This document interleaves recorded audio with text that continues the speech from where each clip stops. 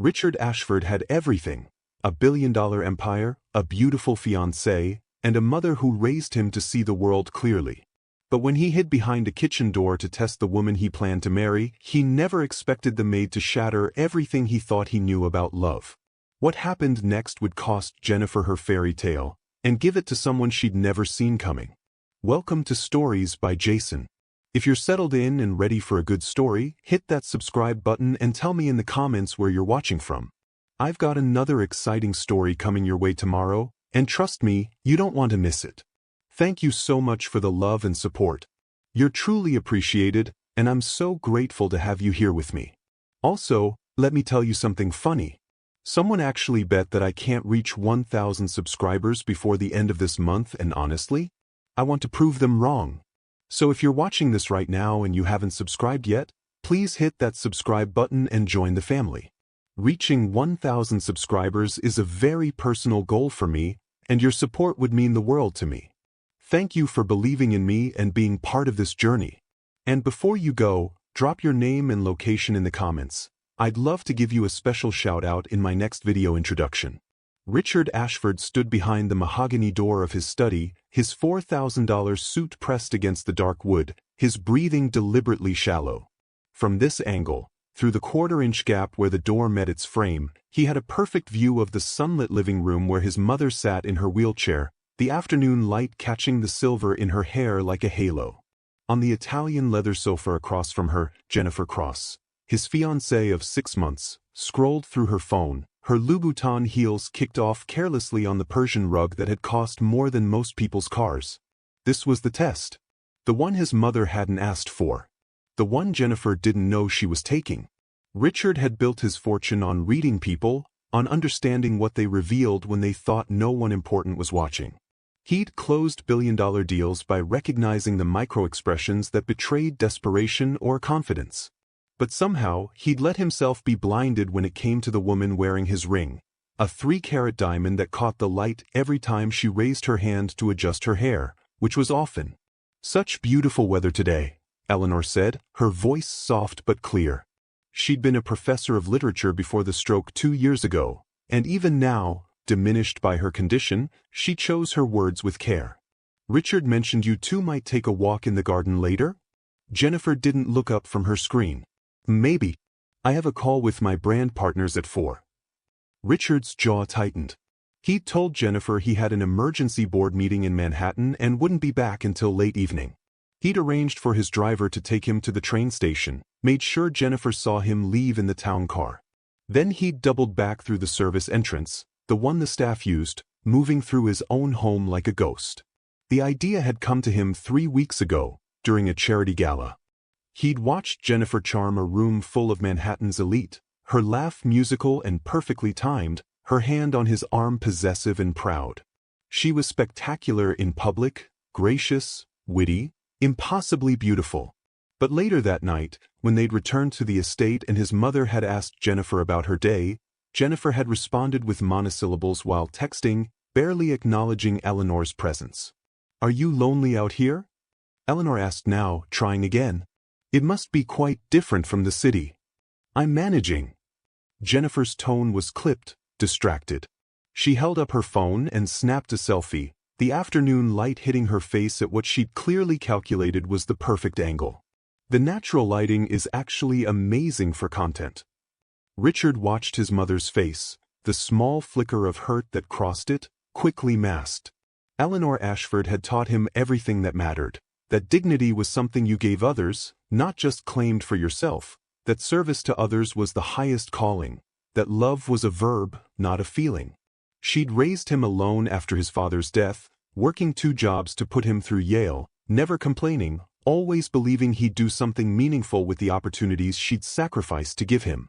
And now she sat here, 72 years old, half paralyzed, trying to make conversation with the woman who was supposed to become her daughter-in-law, and being ignored for Instagram. The glass fell at 3:47 p.m. Eleanor had been reaching for her water on the side table.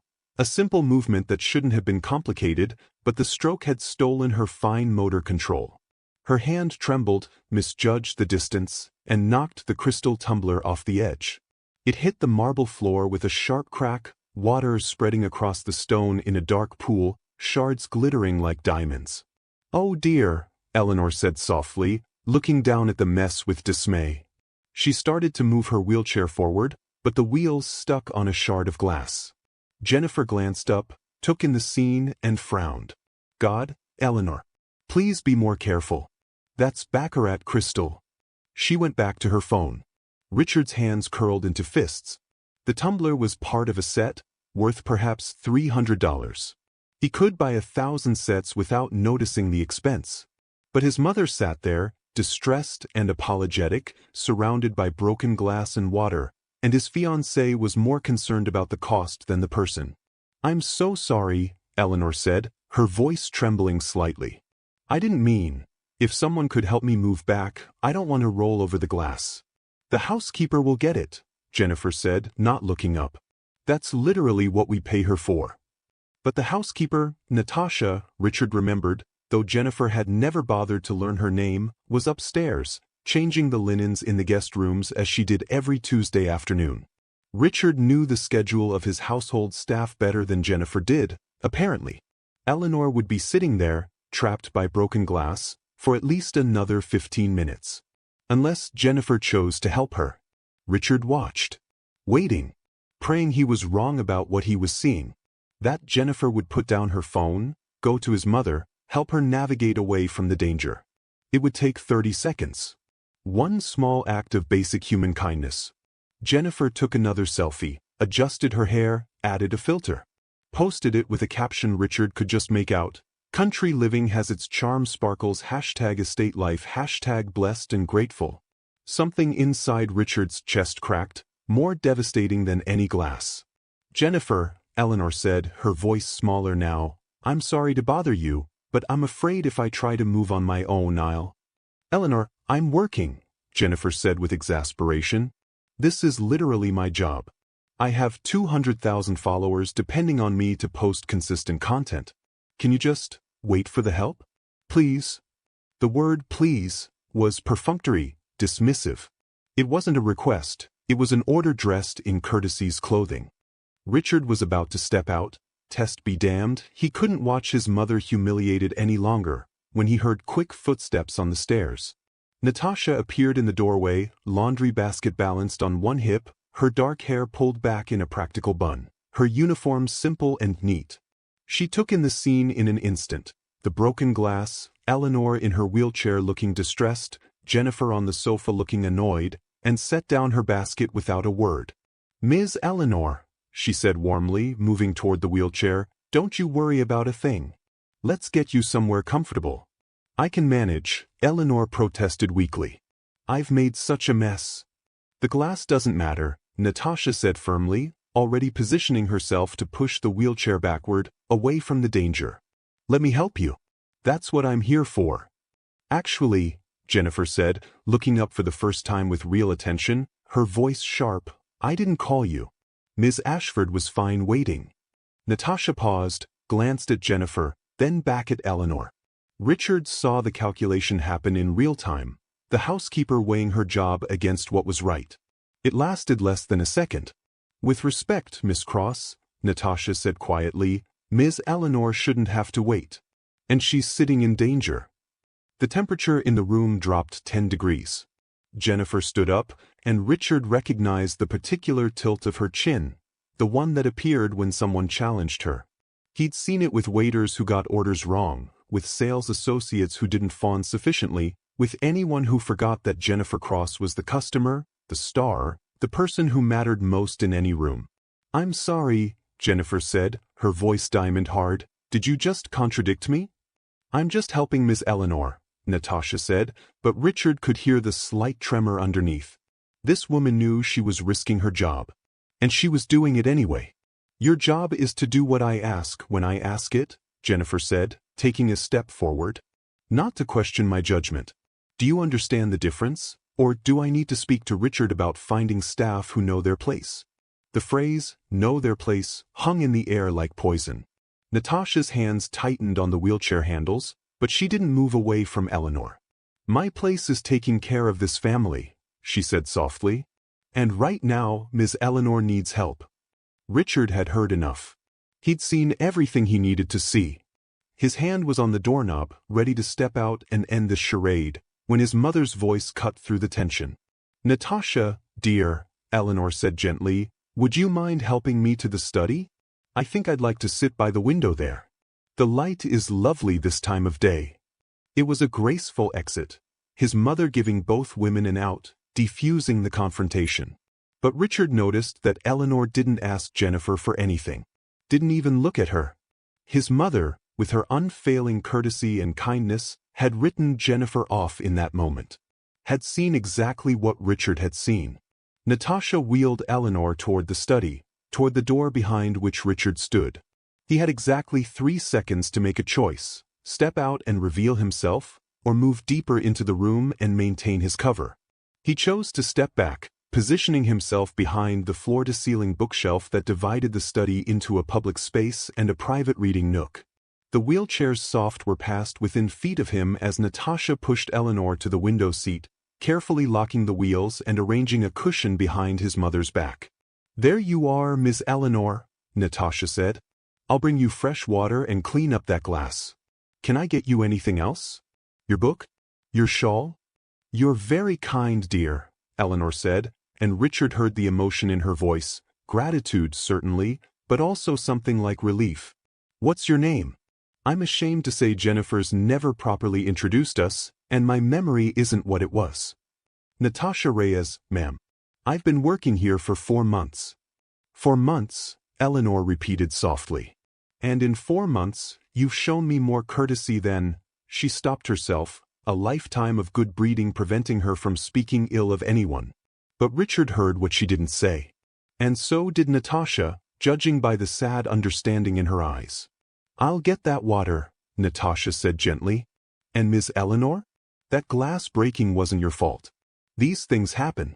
You don't need to apologize for being human." Richard watched through the gap between bookshelves as Natasha squeezed his mother's shoulder, a brief, compassionate touch, before leaving to clean up the mess. When she was gone, Eleanor sat very still by the window, her good hand trembling slightly in her lap, her face turned toward the garden but her eyes focused on nothing. She was crying. Silently, the way she'd cried at his father's funeral, the way she'd cried when the doctors told her the stroke damage was permanent. The tears of someone who'd learned that dignity sometimes meant suffering privately. Richard stepped out of his hiding place and crossed to his mother in 3 strides. He knelt beside her wheelchair, taking her trembling hand in both of his. "Richard!" Eleanor startled, her free hand coming up to wipe at her eyes. "What are you? I thought you were in Manhattan?" "I came back," he said simply. "Mom, I saw everything." Understanding dawned in her eyes, followed immediately by worry. "Oh, Richard, don't," she didn't mean, "you can't judge someone by one bad moment." "This wasn't one bad moment," he said quietly. "This was who she is when she thinks I'm not watching.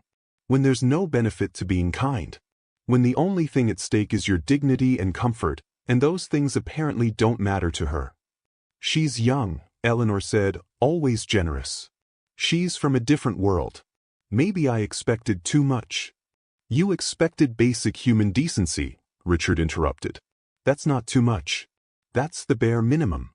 He paused, listening to the sound of Natasha cleaning up glass in the other room, the soft murmur as she spoke soothingly to Jennifer, who was probably complaining about the disruption to her photo shoot. "And that woman out there, Natasha, she gave it to you without hesitation, knowing it might cost her her job." Eleanor's eyes were bright with tears again. "She was very kind." "She was decent," Richard corrected. "There's a difference. Kindness is optional. Decency is mandatory. And Jennifer failed that test so completely, so thoroughly that I can't." He stopped, his throat tight. "I can't marry someone who would leave you sitting in broken glass because her Instagram feed was more important." "Richard, you love her." "I loved who I thought she was," he said. "But that person doesn't exist. She's a performance, Mom. A beautiful, polished, perfectly curated performance. And I almost fell for it completely." In the other room, Natasha's voice drifted in. "Miss Cross, I really think you should check on Miss Eleanor. She seemed upset." "Oh my God, Can you just do your job and stop acting like you run this house? Jennifer's voice was sharp, annoyed. Richard pays you to clean and cook, not to have opinions about family matters. I'm sorry, Miss Cross, Natasha said, but Richard could hear the steel underneath the courtesy. I'll finish cleaning this up. Richard stood, helping his mother adjust her position. I need to end this, he said quietly. I need to end this now, before we waste any more time on a lie. What will you do? He looked at his mother, this woman who'd given him everything, who'd taught him that character was measured in how you treated people who could do nothing for you, who'd raised him to value substance over style. And then he looked toward the doorway, where he could just see Jennifer examining her manicure, completely unconcerned with anyone's experience but her own. I'm going to tell her the truth, Richard said. That I saw everything. That the test is over. And that she failed in every way that matters. Eleanor squeezed his hand. And the girl? Natasha. What about her? She risked her job to help me, Eleanor said softly. That takes courage. And Richard, when she looked at me, she saw a person, not an inconvenience. Not a prop in someone else's life. A person. Richard had noticed the same thing. In fact, he'd noticed quite a bit about Natasha in the last 15 minutes. The quiet strength in her voice. The way she'd positioned herself between Jennifer and his mother without making it confrontational. The gentleness of her hands and the firmness of her spine. She'd been working in his house for 4 months, and he realized with some shame that he'd barely registered her existence, another background player in the drama of his own life. But today, she'd stepped forward. She'd chosen right over easy. And in doing so, she'd shown him something that 3 years with Jennifer never had. What it looked like when someone acted from genuine character instead of calculated advantage. I'll make sure she knows her job is secure, Richard said. And I'll thank her properly for being there when you needed someone. Maybe more than that, Eleanor said, with a small smile that looked like hope. But Richard wasn't ready to think that far ahead. First, he had to end an engagement. He had to look Jennifer Cross in the eye and tell her that all her beauty, all her charm, all her carefully constructed perfection meant exactly nothing when weighed against simple human decency. The broken glass had revealed the truth. Now he just had to act on it. He took a breath, kissed his mother's forehead, and walked toward the living room, ready to shatter something more permanent than crystal. Jennifer was back on the sofa, phone angled to catch the afternoon light, when Richard walked in. She looked up, and for a fraction of a second, her face showed genuine surprise. Then the mask clicked back into place, the radiant smile, the delighted eyes, the performance of joy at his unexpected return. Richard, baby, I thought you were in Manhattan? She stood, moving toward him with practiced grace, her arms already lifting for an embrace. Is everything okay? Did your meeting end early? He stopped just out of reach, and something in his stillness made her pause. The smile faltered at the edges. There was no meeting, Richard said quietly. Jennifer's head tilted, confusion artfully arranged on her features. I don't understand. You said, the board meeting. I lied. He watched her process this, saw the calculations running behind her eyes. I wanted to see how you'd treat my mother when you thought I wasn't watching. The color drained from Jennifer's face, a blush of pink draining to pale ivory in the span of a heartbeat. But she recovered quickly. He had to give her credit for that. The smile returned, softer now, concerned rather than delighted. Richard, what are you talking about? I've been keeping your mom company all afternoon. We've had a lovely time. Stop. The single word cut through her explanation like a blade. I saw everything, Jennifer. I was in the study. The broken glass. Your phone. The way you spoke to Natasha. All of it. Jennifer's mouth opened, closed.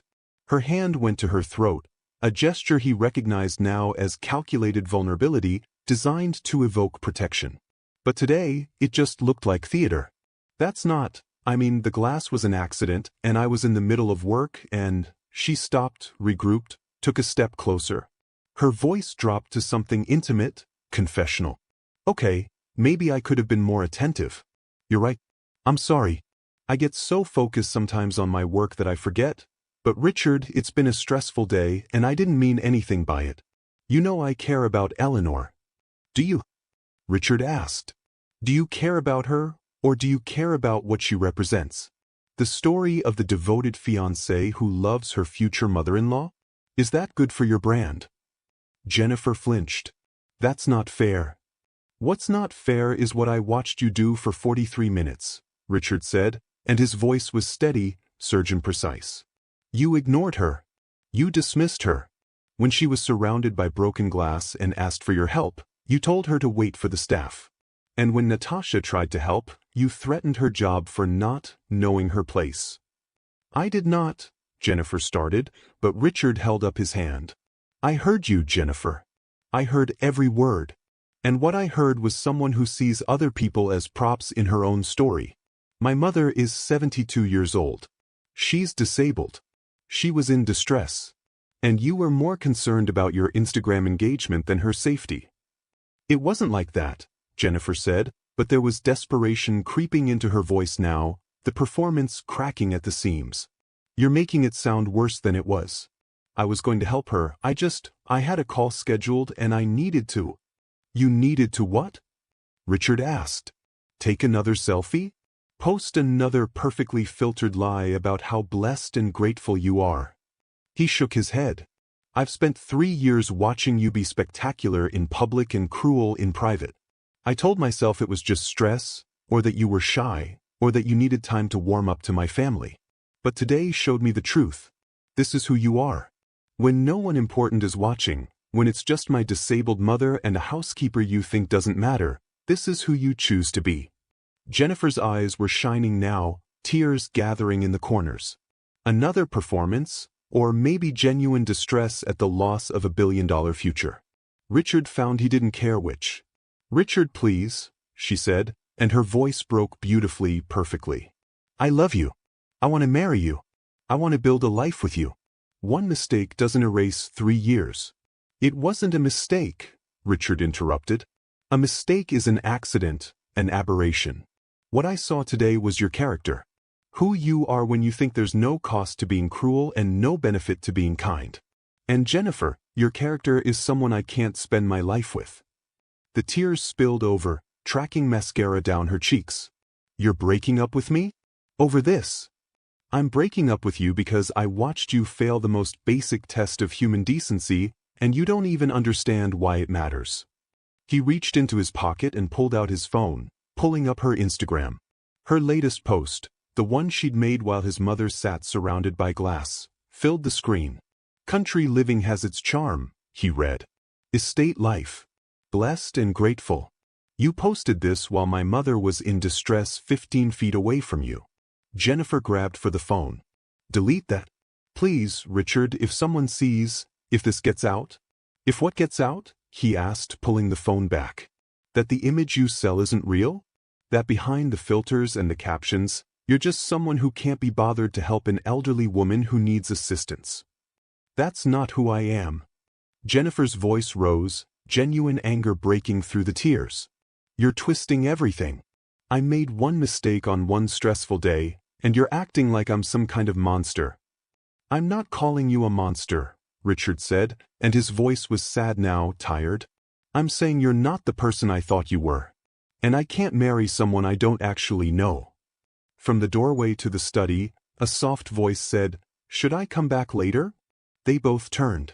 Natasha stood there with a tray, fresh water, Eleanor's afternoon tea, a small plate of the lemon cookies his mother loved. She looked uncertain, caught between wanting to do her job and not wanting to intrude on what was clearly a private moment. Jennifer's face transformed, anger overtaking grief in an instant.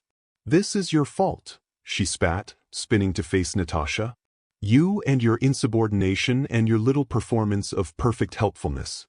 You did this. Jennifer, Richard started, but Jennifer was on a roll now, the careful mask completely shattered. You couldn't just do your job, could you? Jennifer advanced on Natasha, who set the tray down carefully on a side table and stood her ground. You had to play the hero, had to show off how caring and wonderful you are. Did you know he was watching? Did you plan this? I didn't know anything, Natasha said quietly. I just saw Ms. Eleanor needed help, and I helped her. That's all. That's all, Jennifer mocked. So noble. So pure. Let me guess, you've been working here for months, watching Richard, waiting for your moment to, what? Seduce your way into a better life? Use some sob story to make him notice you? Stop it, Richard said sharply. Stop it right now. But Jennifer was beyond stopping, months of careful control evaporating in the face of her loss. She's a housekeeper, Richard. She cleans toilets and changes sheets. And you're going to throw away what we have because she knows how to fake empathy better than. Get out.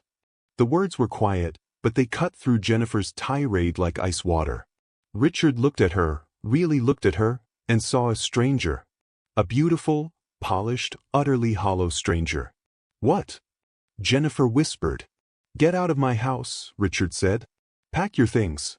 My driver will take you back to the city. Your apartment is paid through the end of the month. After that, you're on your own. Richard, you can't, we're engaged. He held out his hand. The ring, Jennifer. She looked down at her left hand, at the 3-carat diamond that had been photographed by every society page in New York. For a moment, Richard thought she might refuse, might cling to this last symbol of what she was losing. But then her fingers closed around the band and twisted, hard. She dropped the ring into his palm without meeting his eyes. You're making a mistake, she said, but her voice was hollow now, defeated. You're throwing away someone who actually fits into your world for what? A moment of manufactured kindness from someone who's paid to be here. I'm choosing honesty over performance, Richard said. That's not a mistake. That's the first clear decision I've made in years. Jennifer looked at him for a long moment, and Richard saw the exact instant when she gave up on salvaging this. Her spine straightened. Her face smoothed. The tears dried up as if they'd never been there. She was already planning her next move, he realized. The narrative she'd spin, the way she'd position this breakup to her followers to maintain her image. I'll have my things sent for, she said coolly. I assume you'll be discreet about the circumstances? I'll tell the truth if asked, Richard said. What you do with that is your business. She nodded once, sharp and businesslike, then turned to leave. At the doorway, she paused and looked back at Natasha, who had stayed silent through the entire confrontation. Enjoy it while it lasts, Jennifer said, her voice poisonous. Men like him don't end up with women like you. Not permanently. You're a novelty, a rebellion.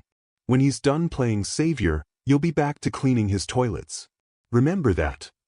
Then she was gone, her heels clicking on the marble floor, the sound of her exit sharp and final as a door slamming. The silence that followed was deafening.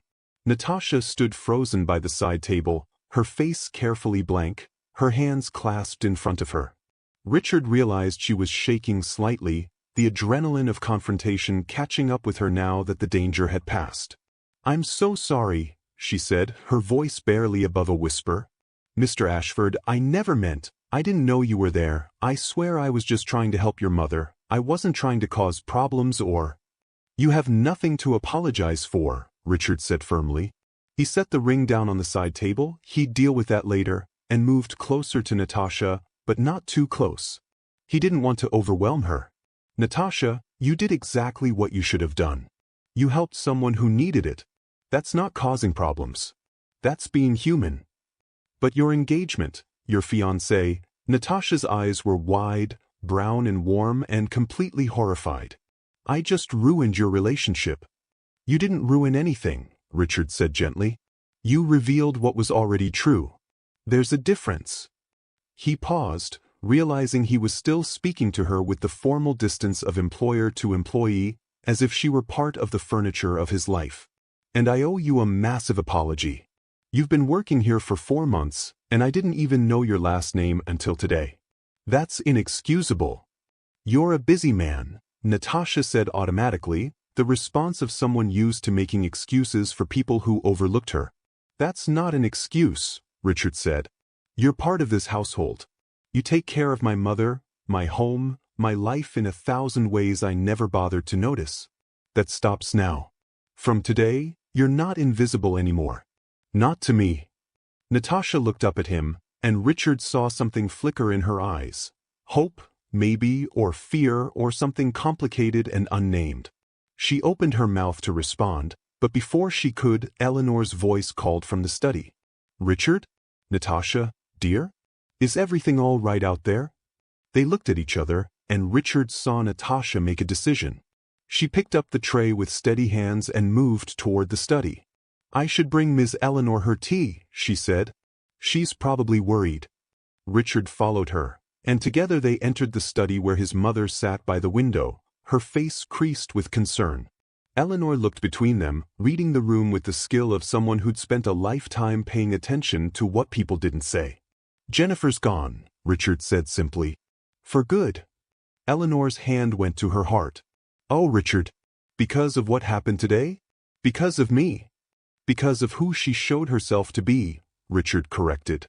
He knelt beside his mother's wheelchair again, taking her hand. "Mom, I need to ask you something.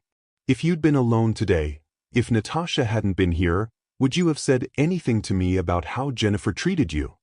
Eleanor hesitated, and that hesitation was answer enough. "You would have let it go," Richard said softly. "You would have made excuses for her, justified her behavior, told yourself you were being too sensitive. You would have let me marry someone who treated you like an inconvenience, and you never would have said a word because you didn't want to burden me with the choice." "She's your happiness," Eleanor whispered. "I didn't want to." "She wasn't my happiness," Richard interrupted. "She was my mistake. And I almost compounded that mistake by promising her a lifetime." He glanced up at Natasha, who was setting down the tray with quiet efficiency. But someone in this house had the courage to do what was right, even when it was risky. Even when it might have cost her everything. And that person wasn't wearing a 3-carat diamond and a designer dress. Natasha's hands trembled as she poured the tea. "Mr. Ashford, I really think you're making this into more than—" "Sit down," Eleanor said suddenly, surprising them both. Natasha blinked. "Ma'am?" "Sit down, dear," Eleanor repeated, gesturing to the chair across from her. "Stop acting like the help. You're more than that, and I think we all know it." "Ms. Eleanor, I don't think that's—" "I'm not asking as someone who pays you," Eleanor said, and her voice had the gentle steel that Richard remembered from childhood, when she'd wanted to teach him something important. "I'm asking as someone who'd like to get to know the woman who defended me when she had no reason to. Who chose right over easy. Who treated me like I mattered, when the woman my son planned to marry couldn't be bothered." She paused. "Please, Natasha. Sit with us." Natasha looked at Richard, her expression uncertain. He nodded, giving permission even though he was realizing, slowly, uncomfortably, that permission shouldn't be his to give. This woman had shown more character in one afternoon than Jennifer had in 3 years, and here they were, still treating her like someone who needed approval to occupy space in a room. "If you're sure," Natasha said finally, lowering herself into the chair with the careful grace of someone who wasn't used to being invited to sit in the presence of her employers. Eleanor leaned forward, her good hand reaching out to cover Natasha's. "Tell me about yourself, dear. Where are you from? Do you have a family? What brought you to this work?" And there, in the study of his multimillion-dollar estate, with the afternoon sun painting everything in gold, Richard listened as his former housekeeper became a person with a history, a story, a life that existed beyond her service to his family. Her name was Natasha Maria Reyes. She was 28 years old. She'd grown up in Queens, raised by a single mother who'd worked 3 jobs to put Natasha and her younger brother through school.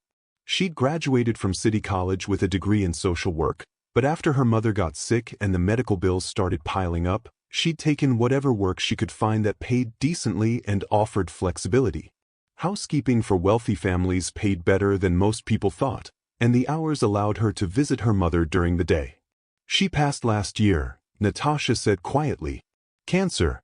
We fought it for 18 months, but—" She shrugged, the gesture encompassing everything grief and exhaustion and acceptance. "I kept the job because by then, I'd gotten used to it. And honestly, I liked taking care of things. Making places beautiful for people. It felt useful." "Your mother must have been very proud of you," Eleanor said softly. Natasha's eyes glistened. "She wanted me to do more with my degree. To help people in bigger ways. I think she was disappointed that I ended up—" She gestured around the room, at the evidence of her profession. You do help people, Richard said, surprising himself with the vehemence in his voice. Both women looked at him. You helped my mother today when no one else would. You saw someone in need and you acted, knowing it might cost you your job. That's not less than social work. That's exactly what social work is supposed to be, showing up for people, especially when it's hard. Natasha smiled, small and sad. That's kind of you to say, Mr. Ashford. Richard, he corrected. My name is Richard. And I'm not being kind. I'm being accurate. He stood, moving to the window, looking out at the gardens that someone, probably Natasha, now that he thought about it, kept so meticulously tended. I've spent 3 years with someone who thought kindness was a performance. Something you did when people were watching, when it benefited you, when it made you look good. And today I saw what actual kindness looks like. It's quiet. It's reflexive. It's choosing right even when it costs you something. He turned back to face them. My mother tried to teach me that my whole life. But somewhere along the way I forgot. I got caught up in the performance, the right schools, the right connections, the right woman on my arm. I built an empire on understanding human nature, but I couldn't see the difference between someone who acted good and someone who was good. Richard, Eleanor said gently, don't be too hard on yourself. Jennifer is very convincing. She is, Richard agreed. But that's exactly the problem. The best performance in the world isn't the same as truth. And I almost committed my life to a performance. He looked at Natasha, who was watching him with those warm brown eyes, and felt something shift in his chest. Not attraction, exactly, not yet, but recognition. The sense of seeing someone clearly for the first time. I owe you more than an apology, Natasha. I owe you a debt I'm not sure I can repay. You don't owe me anything, Natasha said quickly. I was just doing what anyone would do. But that's not true, Eleanor interjected. Most people wouldn't have. Most people would have done exactly what Jennifer did, looked away, decided it wasn't their problem, protected their own interests. You didn't. And that matters. They sat in the golden afternoon light, 3 people whose lives had just changed irrevocably because of one broken glass and the choices that followed. Richard felt like he was standing at the edge of something. A precipice or a beginning, he wasn't sure which. What he was sure of was this: the woman sitting across from his mother, with her carefully neutral expression and her working hands and her careful way of occupying space, had shown him what he'd been missing. Not just in Jennifer, but in his entire life. The substance beneath the surface. The character when the performance ended. And he found, to his surprise, that he wanted to know more. Richard didn't sleep that night. He lay in his bedroom, the master suite that Jennifer had spent months redecorating to her taste, all white and chrome and cold minimalism, and stared at the ceiling, replaying the day in his mind. The test he'd set. The failure he'd witnessed. The quiet heroism that had rewritten everything he thought he understood about his own life. At 6 a.m., he gave up on sleep, pulled on running clothes, and went downstairs. The house was quiet, suspended in that pre-dawn stillness that felt like the held breath before the world woke up. But as he passed the kitchen, he saw light spilling from under the door and heard the soft sounds of someone moving inside. Natasha was there, already dressed in her uniform, preparing his mother's breakfast tray.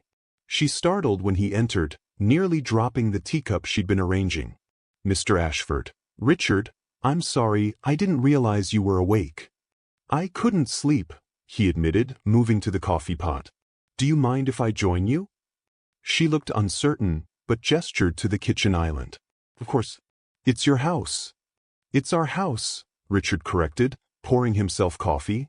Everyone who lives and works here has a claim on it.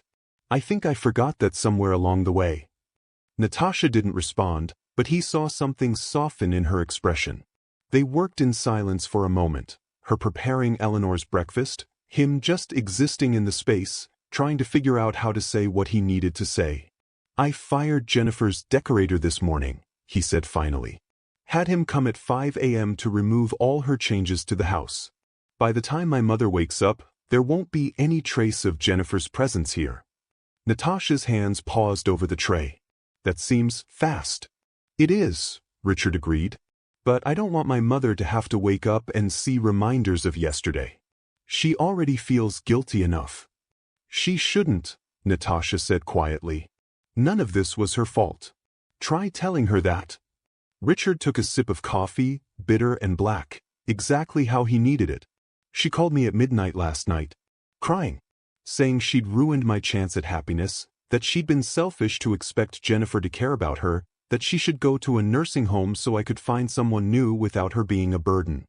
Natasha set down the knife she'd been using to cut fruit. That's heartbreaking. It's more than heartbreaking, Richard said, anger seeping into his voice, anger at Jennifer for planting those seeds of doubt, anger at himself for not seeing it sooner. It's proof that Jennifer was working on her.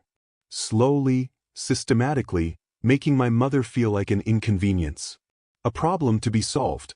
I've been so busy building my companies, managing my portfolio, playing the role of successful billionaire, that I didn't notice my mother was being emotionally abused in her own home. You noticed yesterday, Natasha pointed out. When it mattered. Only because I was looking, Richard said. And I was only looking because something felt wrong. If you hadn't been there, if you hadn't shown me what the right thing looked like, I might have convinced myself I was being paranoid. That I was inventing problems. Natasha finished arranging the breakfast tray with careful precision, the teacup at exactly the right angle, the napkin folded just so, everything beautiful and thoughtful. What will you do now? She asked. With what? With everything. Your life. Your mother. She gestured vaguely, encompassing the massive disruption of a broken engagement, a shattered future. I don't know, Richard admitted. I thought I had it all figured out. The trajectory, the plan. Jennifer and I would marry in the spring. We'd have 2.5 children and a house in the Hamptons and a life that looked perfect from every angle. And then I'd wake up at 60 and realize I'd spent 30 years with someone I didn't actually know, who didn't actually care about the things that mattered to me. He paused. Yesterday saved me from that. You saved me from that. I didn't. You did, Richard interrupted. By being yourself. By doing the right thing. By showing me what I was giving up, by choosing performance over substance. Natasha picked up the tray, and Richard saw her hands were trembling slightly. Mr. Ashford, Richard, I need to be clear about something.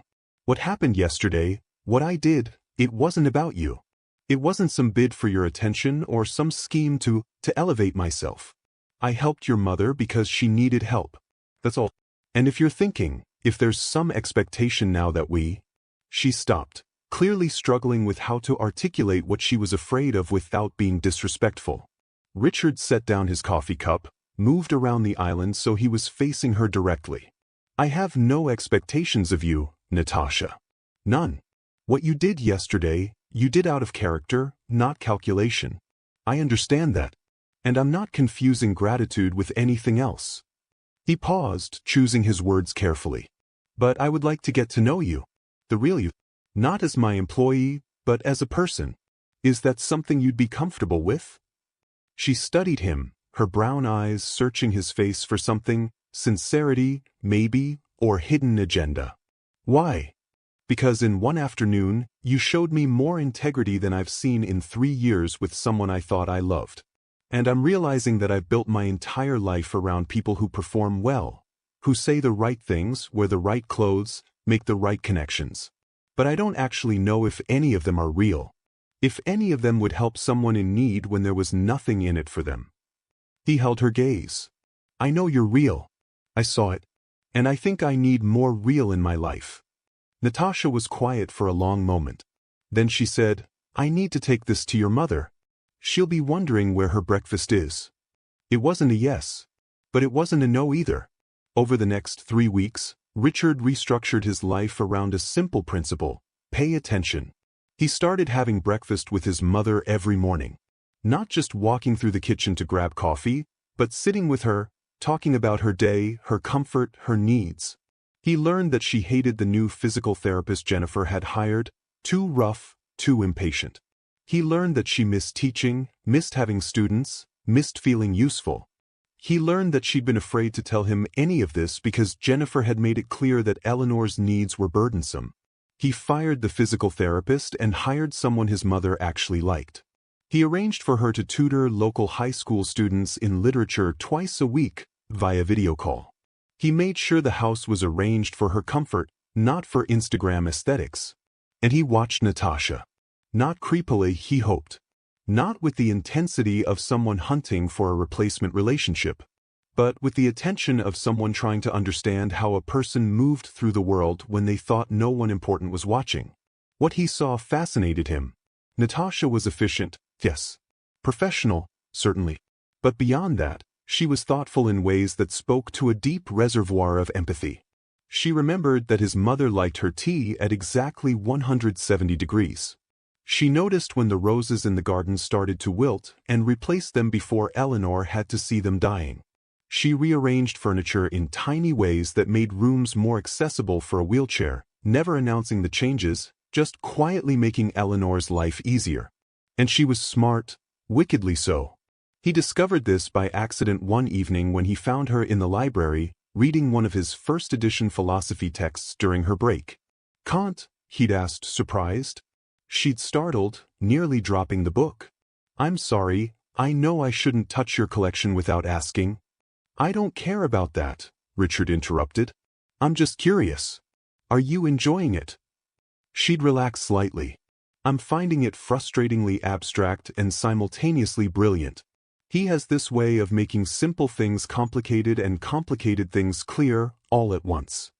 They'd talked for an hour about categorical imperatives and the nature of moral duty. Richard had forgotten they were employer and employee.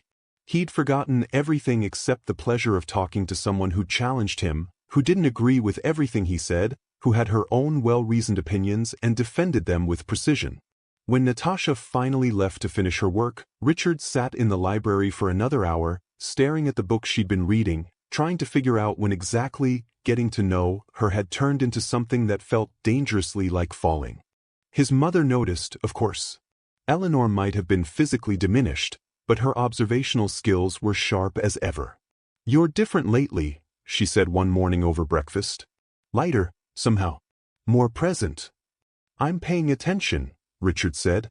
Like I should have been all along. It's more than that. Eleanor smiled, the way she used to when he was a child, and she'd figured out something he was trying to hide. You're interested. In someone.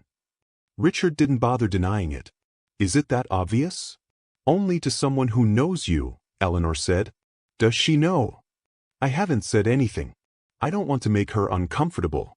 She works for me. There's an inherent power imbalance that I can't just ignore. So what will you do? I don't know, Richard admitted. Part of me thinks I should keep this professional. The ethical thing would be to maintain boundaries, let her do her job without any pressure or expectation from me. He paused. But another part of me thinks that's just cowardice dressed up as ethics. That I'm using the power imbalance as an excuse not to risk rejection. Eleanor considered this. What does your gut tell you? That she's the most remarkable person I've met in years. That when I talk to her, I feel like myself instead of the performance of myself. That she makes me want to be the person she already thinks I am. Someone who does the right thing not because it looks good but because it is good. Then tell her that, Eleanor said simply. And if she doesn't feel the same way? Then you accept it with grace and make sure she knows her job is secure regardless. But Richard, you can't let fear of rejection cost you the chance at something real. You already did that once with Jennifer. You ignored all the warning signs because you were afraid to admit you'd made a mistake. Don't make the opposite mistake now. Don't ignore something good because you're afraid it might not work out. Richard thought about this conversation all day. He thought about it through 3 board meetings and 2 conference calls and a negotiation that should have had his full attention but didn't. He thought about it while he watched Natasha work in the garden with his mother, the two of them laughing over something he couldn't hear, their heads bent close together like family. And he thought about Jennifer's parting words, men like him don't end up with women like you. That was the core of it, wasn't it? The assumption that love was something that happened within social strata, within appropriate parameters, between people who matched on paper. Richard had believed that once. He'd chosen Jennifer because she fit the script of his life, the successful billionaire and his beautiful, socially connected wife. But scripts were just performances. And he was so tired of performing. That evening, he found Natasha in the kitchen again, cleaning up after dinner. He'd given most of the staff the night off, wanted the house quiet, wanted the conversation he was about to have to be private. "Can we talk?" he asked.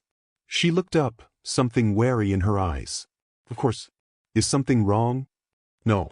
Nothing's wrong. He stopped, frustrated with himself. He'd negotiated billion-dollar deals with practiced ease, but somehow asking this question felt impossible. "I'd like to take you to dinner. Not as your employer. As someone who'd like to know you better. If that's something you'd be interested in." Natasha set down the dish she'd been washing.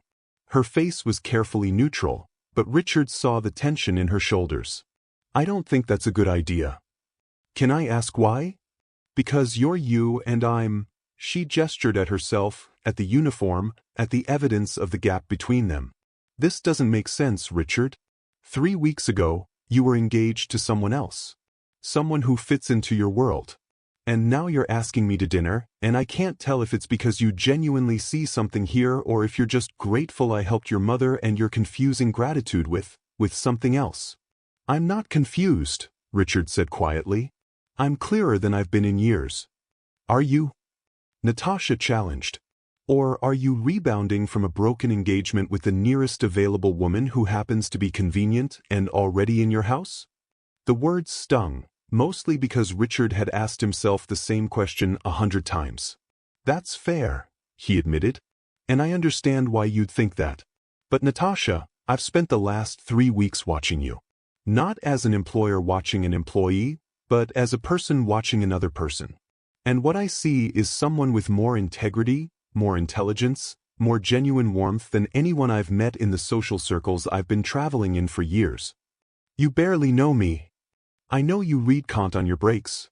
I know you remember my mother prefers Darjeeling to Earl Grey. I know you rearrange the furniture to make her life easier without being asked. I know you defend people who can't defend themselves, even when it costs you. I know you're kind without being soft, strong without being cruel. And I know that when I talk to you, I feel like I'm talking to someone real instead of someone performing." Natasha's eyes were bright, her hands gripping the edge of the sink. "You don't understand what you're asking. If this doesn't work out, and it probably won't, I lose my job. I lose my income. I lose the ability to pay my bills and take care of my brother and live my life. You risk nothing. I risk everything." "Then I'll fix that," Richard said immediately. "I'll give you a year's salary up front. A severance package that ensures you're secure regardless of what happens between us." "Oh, that's not the point." Natasha's voice rose, frustration breaking through. "You can't just throw money at the power imbalance and make it disappear.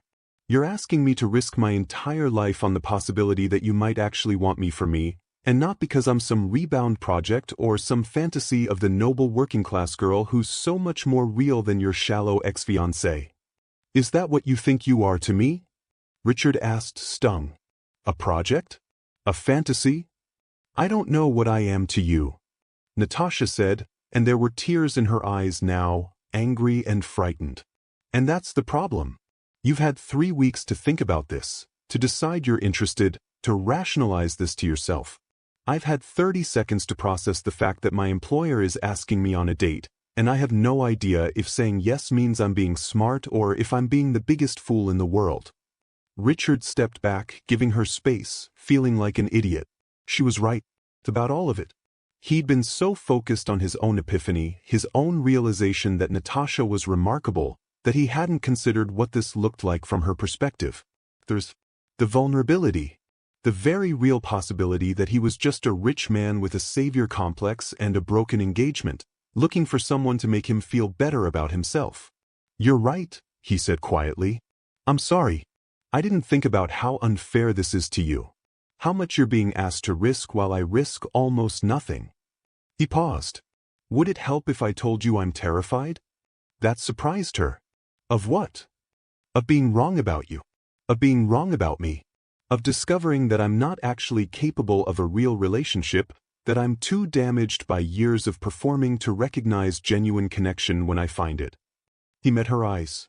"Of finding out that you're right, that I'm just grateful and confused and I'm going to hurt you because I don't actually know the difference between gratitude and love. Natasha wiped at her eyes. That's honest, at least. I don't want to be anything but honest with you, Richard said. So here's the truth. I don't know if what I'm feeling is going to last. I don't know if this is real or if it's rebound or if it's some combination of both. What I do know is that I want to find out. And I want you to be safe while we do, financially, emotionally, professionally. Tell me what you need to feel secure enough to take this risk, and I'll make it happen. Natasha was quiet for a long moment. Then she said, I need you to wait. Wait. 3 months, she said. 3 months where we're just friends. Where you figure out if this is real or if you're just grateful I'm not Jennifer. Where I figure out if I can trust you to see me as a person instead of as a project. And at the end of 3 months, if we both still feel like there's something here, we can talk about dinner. It wasn't what Richard wanted. Every instinct in him wanted to argue, to accelerate, to close the deal the way he closed every other deal in his life, with conviction and decisiveness and the certainty that he knew what he wanted. But Natasha wasn't a deal. She was a person. And she was asking for time to trust that his interest in her was real. 3 months, he agreed. Friends. And at the end of it we talk. She nodded, relief and something like hope crossing her face. Friends. They shook hands on it, a formal, almost absurd gesture given what they were agreeing to. But as Richard's hand closed around hers, calloused from work and warm with life, he felt something settle in his chest. A certainty that surprised him. He'd wait 3 months. He'd wait 3 years if that's what she needed. Because Natasha Reyes was worth waiting for. The 3 months that followed were the slowest and fastest of Richard's life. He and Natasha fell into a rhythm. Coffee in the mornings before she started work, conversations in the evening after his mother went to bed. They talked about everything, her childhood in Queens, his privileged upbringing, her dreams of going back to social work, his fear that he'd built an empire on empty foundations. She challenged him. He listened to her. They debated philosophy and politics and whether pineapple belonged on pizza with the intensity of people who actually cared what the other person thought. Eleanor watched this with barely concealed delight, playing matchmaker in the most subtle ways possible, asking Natasha to join them for dinner, arranging her schedule so she and Richard kept accidentally running into each other, creating situations where they had to work together on some project or task. You're not subtle, Mom, Richard said one morning after Eleanor had engineered yet another opportunity for him and Natasha to spend time together. I'm not trying to be subtle, Eleanor replied serenely. I'm trying to help you not waste the best thing that's ever happened to you. Jennifer, meanwhile, had done exactly what Richard predicted, spun the breakup into a narrative she could control. Her Instagram became a masterclass in victim positioning, posts about betrayal, about not being appreciated, about how some people can't handle real women with real ambition. She never mentioned Richard by name, but the implications were clear. Her followers ate it up. For about 2 weeks. Then someone leaked the real story, exactly what had happened that day, how she'd treated Eleanor, what Richard had witnessed. Richard never found out who'd leaked it, though he suspected one of the other household staff who'd witnessed Jennifer's cruelty over the months. Within 48 hours, Jennifer's carefully constructed image collapsed.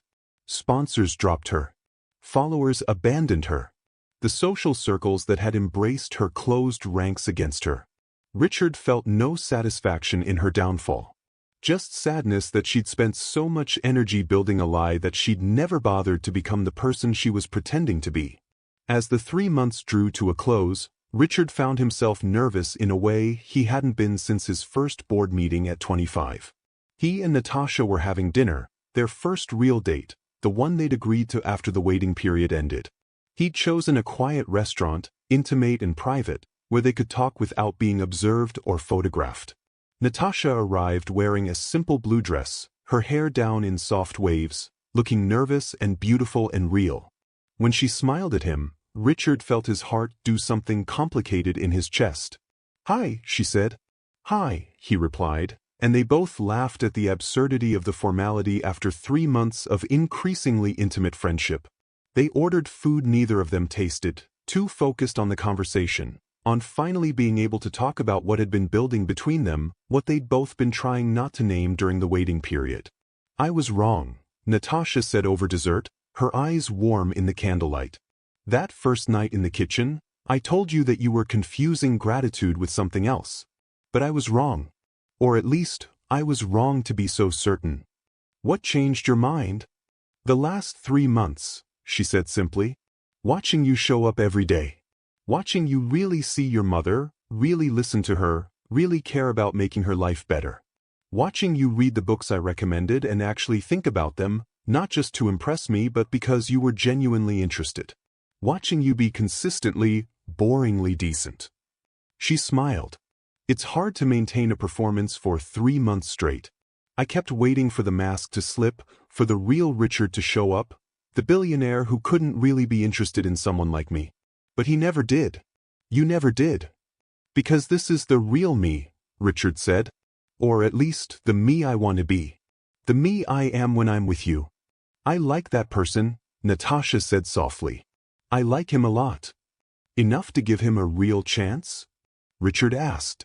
"Not 3 months as friends, but actual, real, terrifying relationship territory?" She reached across the table and took his hand. "Just, if you understand what you're signing up for." "Which is?" "A woman with student loans and a rent-controlled apartment in Queens and a brother who's going to be intensely suspicious of you. A woman who can't move in your social circles without people whispering. A woman who's going to push back when you're being an entitled billionaire, which you still do sometimes. A woman who knows how to clean toilets and isn't ashamed of it, but also isn't going to be your decorative charity case." She held his gaze. "Can you handle all of that? Honestly?" "Yes," Richard said without hesitation. "But you need to understand what you're signing up for too. A man who's still figuring out how to be authentic after years of performing. A man whose ex-fiancée might make your life difficult out of spite. A man who comes with social obligations and public scrutiny, and a mother who's going to want to be very involved in your life. A man who's going to mess up sometimes because he's used to solving problems with money instead of emotional intelligence." He squeezed her hand. "Can you handle all of that?" "I can," Natasha said. "If you're willing to let me call you on your bullshit when you're being ridiculous. I'd be disappointed if you didn't." They left the restaurant hand in hand, and Richard felt like he was walking into something new. Not a performance, not a script, but an actual life with an actual person who saw him clearly and chose him anyway. 6 months later, Richard asked Natasha to marry him. Not with a 3-carat diamond and a staged proposal that would photograph well, but with his grandmother's simple gold band, in the garden where Natasha and Eleanor had planted roses together, with just his mother as a witness. "This is backwards," he told her, kneeling in the dirt in his $1,000 suit. "I'm supposed to do the grand gesture, the big speech, the perfect setting. But I don't want to perform anymore. I just want to ask you, simply and honestly, Natasha Maria Reyes, will you build a real life with me? With all the mess and mistakes and gorgeous imperfection that comes with it." She pulled him up from his knees and kissed him, which he took as a yes. They married 3 months later in Eleanor's hospital room. She'd had another stroke, mild, the doctor said, but enough to remind them all that time was precious and shouldn't be wasted on unnecessary waiting. Eleanor wore her best dress, propped up in bed, crying happy tears as she watched her son marry the woman who'd shown him what love actually looked like. "Thank you," Eleanor whispered to Natasha afterward, holding her new daughter-in-law's hand. "For teaching him to see. For defending me when you didn't have to. For being exactly who you are." "Thank you for raising someone who could learn," Natasha replied, kissing Eleanor's papery cheek. Eleanor lived another 2 years. 2 beautiful, full years where she was surrounded by genuine love and care. Where Natasha made sure she had everything she needed, not out of duty but out of affection. Where Richard made sure every day counted, every conversation mattered. Where the 3 of them built something that looked nothing like Richard's original plan but was infinitely better. When Eleanor died, peacefully in her sleep with both Richard and Natasha holding her hands, Richard felt grief but not regret.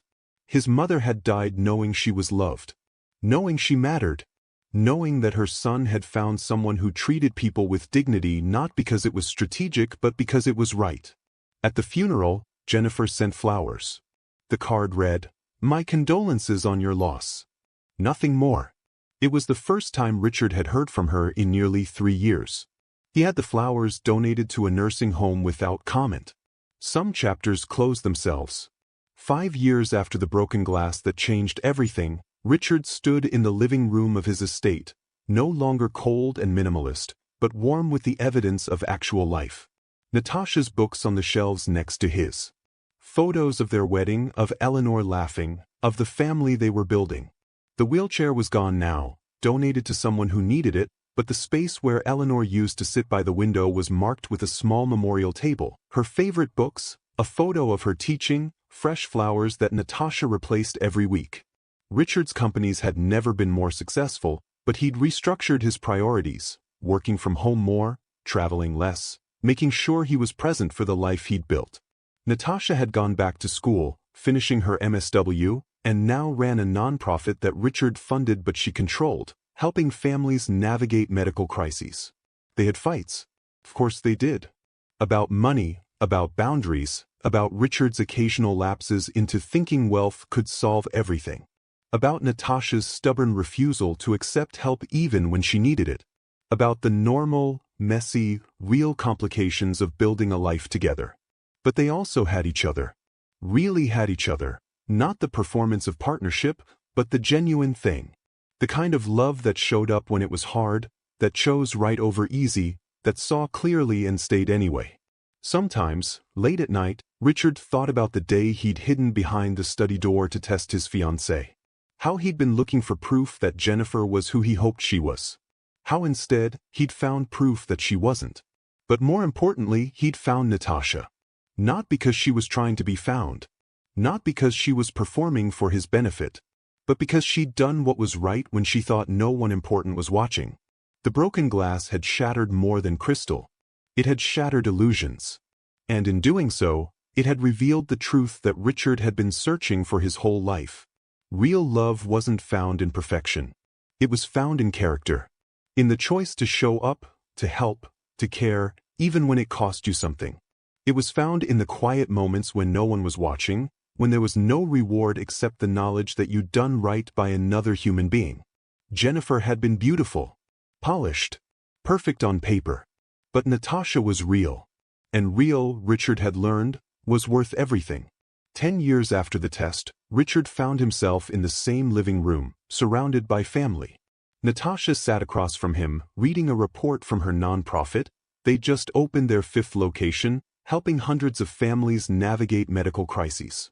Her reading glasses were perched on her nose, her hair shot through with premature silver that she refused to dye, wearing yoga pants and one of his old Yale sweatshirts. She was the most beautiful thing he'd ever seen.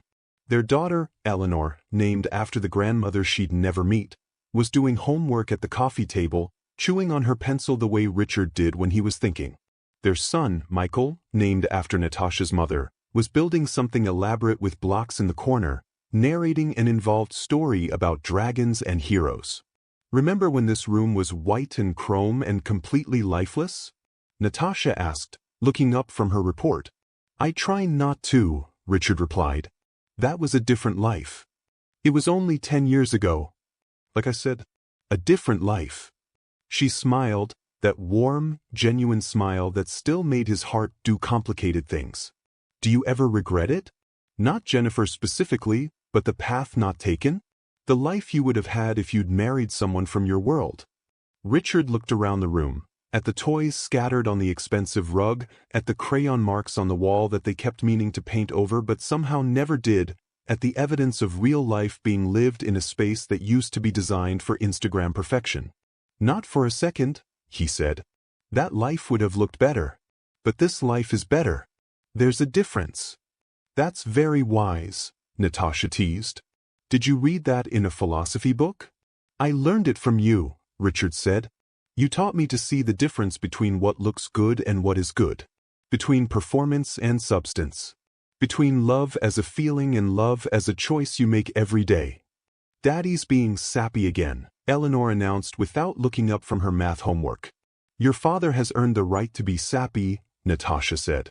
When you're old enough to understand how rare it is to find someone who sees you clearly and chooses you anyway, you'll understand. I'm 10. I understand everything, Eleanor replied with the confidence of someone who believed it. Richard and Natasha exchanged a smile, the kind that parents share when their children say something simultaneously annoying and endearing. Later that night, after the kids were in bed and the house was quiet, Richard stood at the window where his mother used to sit. Natasha came up behind him, wrapping her arms around his waist, resting her head against his back. "What are you thinking about?" she asked. "That broken glass," Richard admitted. "How everything changed because of one random accident." "It wasn't random," Natasha said. "Or maybe it was. But what mattered wasn't the glass breaking. It was what we all did after. The choices we made when we thought no one was watching. You chose to help. You chose to end something that wasn't real. We chose each other." "Eventually," Natasha laughed. "After you stalked me for 3 months. I was respecting your boundaries and giving you time," Richard protested. "You were stalking me respectfully. It was very cute." He turned in her arms, looking down at her face, older now, marked by the years, infinitely more dear than the day he'd met her. "I love you," he said, simple and true. "Not because you saved me from a bad marriage. Not because you took care of my mother. Not because you're good for my image or fit some script. But because you're you. Because you make me better. Because with you, I'm real instead of performed." "I love you too," Natasha said. "Even though you still occasionally try to solve emotional problems with money and need to be reminded that feelings can't be managed like a corporation. I'm a work in progress. Aren't we all?" They stood there in the window, looking out at the garden that Natasha had transformed from formal perfection to wild beauty. The roses Eleanor had loved still grew there, but now they were mixed with vegetables and herbs and flowers planted by 2 children who were learning that beauty and utility could coexist. It wasn't the life Richard had planned. It was better, because it was real, because it was built on truth instead of image, because it honored the lesson his mother had tried to teach him his whole life. That character was what you did when no one important was watching, and the people who mattered were the ones who showed up not because they had to, but because they chose to. The broken glass had revealed everything, and Richard was grateful for it every single day.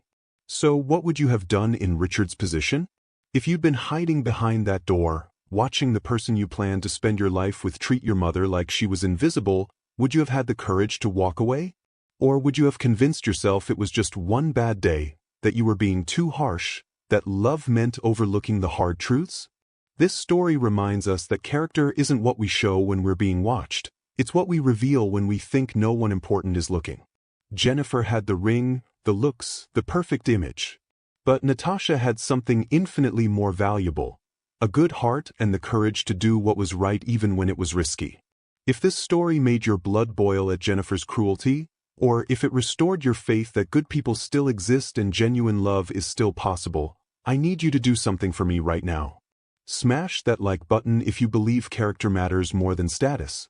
If you believe that how we treat the vulnerable says everything about who we really are. If you believe that real love is about showing up, not showing off.